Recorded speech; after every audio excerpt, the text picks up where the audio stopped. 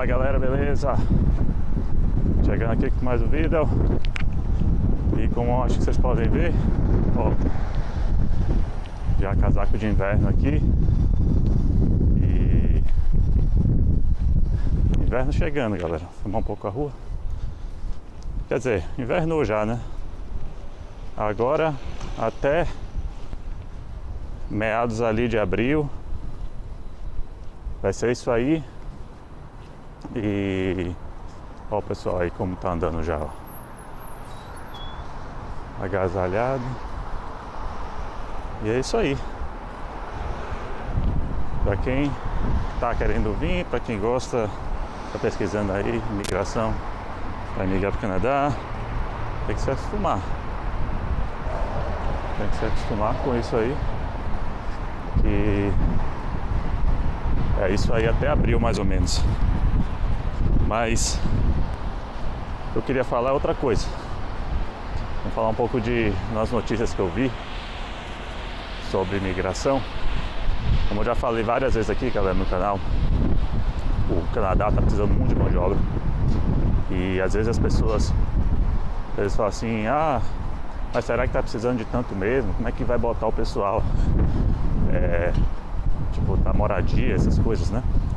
E bom, isso aí é coisa para o governo, provavelmente já tem um plano para isso, né? Eles não vão fazer um plano desse a Deus dará, né? Enfim, fala. E uma coisa interessante que eu vi, saiu no site da BBC Brasil, a gente tem um vídeo também sobre a Alemanha, né? Que a Alemanha também está desesperada por imigrantes.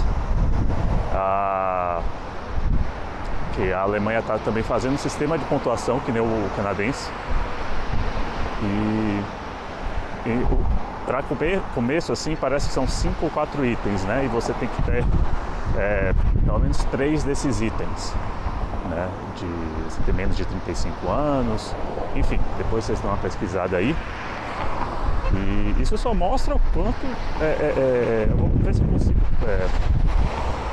procurar o vídeo e botar aí pra vocês aí na descrição do vídeo, para vocês verem assim o quão desesperador assim para alguns países como a Alemanha, como o Canadá para achar imigrantes, para achar mão de obra. E no vídeo até fala que 20% da população alemã não é nascida no país, ou primeira geração, alguma coisa assim, os pais não são nascidos.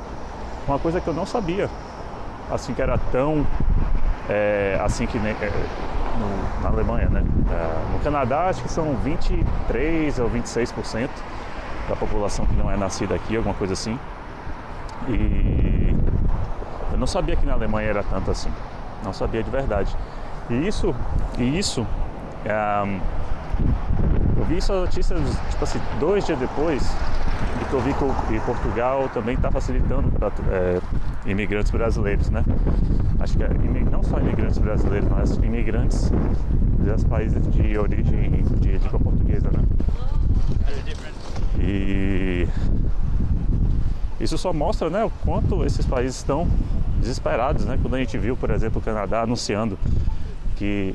Deixa eu mudar aqui de posição aqui, porque, nossa, tá frio, galera. Eu vou ficar alternando aqui a minha mão para segurar a câmera. Quando a gente viu o Canadá anunciando, por exemplo, que ia trazer 500 mil imigrantes, tal, a gente ficou, porra, como é que vai fazer isso? É muita gente, é muita coisa.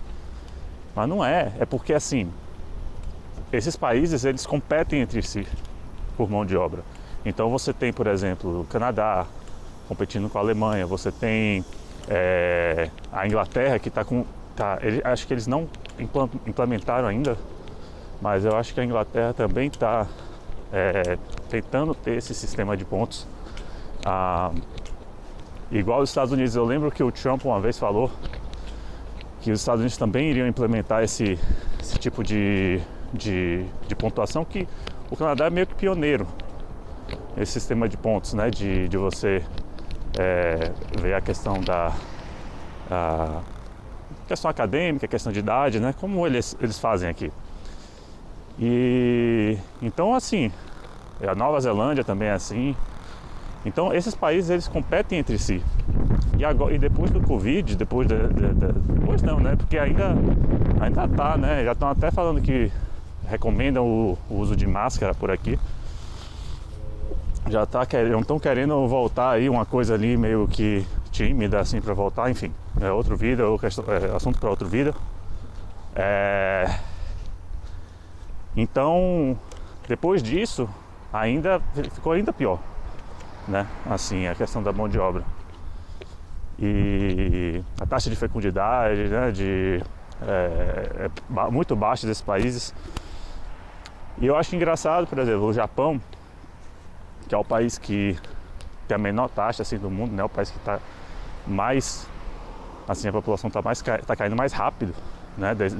Pelo menos entre os países major, né? Os países principais, digamos assim, entre aspas, né?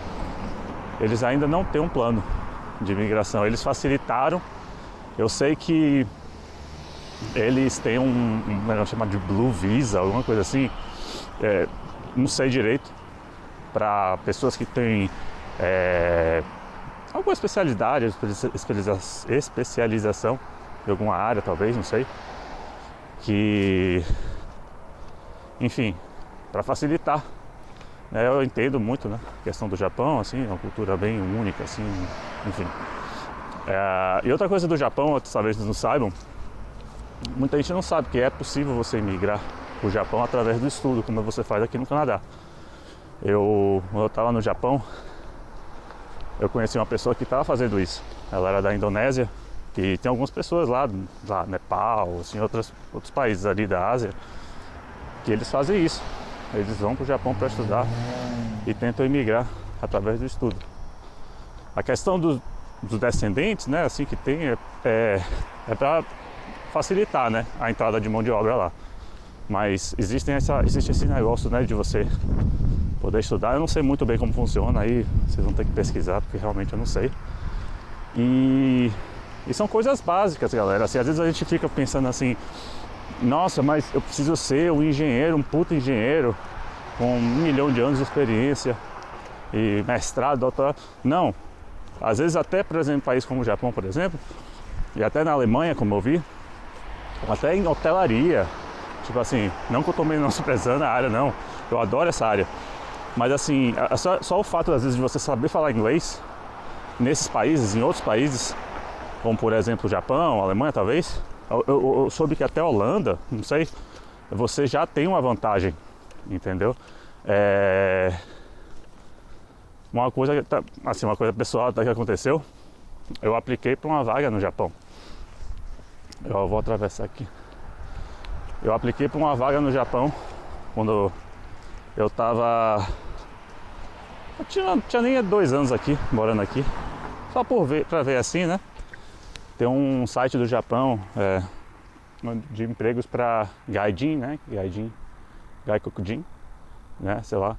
E eu apliquei, chama Gaijin Pot. Se vocês quiserem pesquisar aí, chama Gaijin Pot.